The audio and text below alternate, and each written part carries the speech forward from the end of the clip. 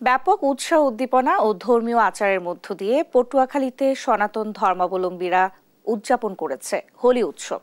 এছাড়াও জাহাঙ্গীরনগর বিশ্ববিদ্যালয়ে দ্বিতীয়বারের মতো উদযাপিত হয়েছে সাঁওতাল সম্প্রদায়ের বাহা বঙ্গা উৎসব।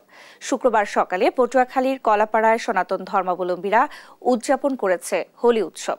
উপজেলার বিভিন্ন হিন্দু পাড়া এবং মন্দির প্রাঙ্গণে শুরু হয় এই উৎসব।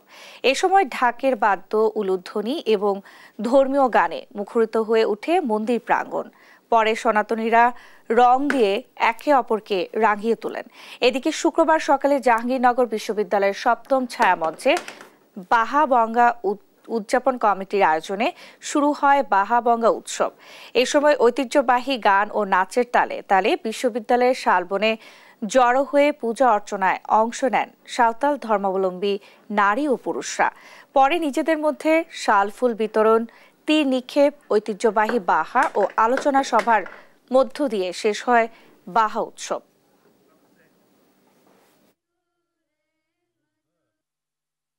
বন থাকলে সাঁওতালদের খাদ্যের অভাব নাই, এই বিশ্বাস থেকেই সাঁওতালরা এই বাহাবঙ্গা উৎসব বা পূজা করে। মূলত আমরা প্রকৃতির এই যে বসন্তকালের আগমনের বার্তা হিসাবে আমরা এই পূজাকে প্রাধান্য দেই। যখন নারী পুরুষরা বিভিন্ন মাঠে ঘাটে কাজ করে, তাদের রিফ্রেশ লাগে, রিফ্রেশমেন্ট প্রয়োজন। তো ওই সুবাদে আমরা এই পূজা না করলে আমরা নাচ গান করতে পারি না, মাথায় ফুল দিতে পারি না।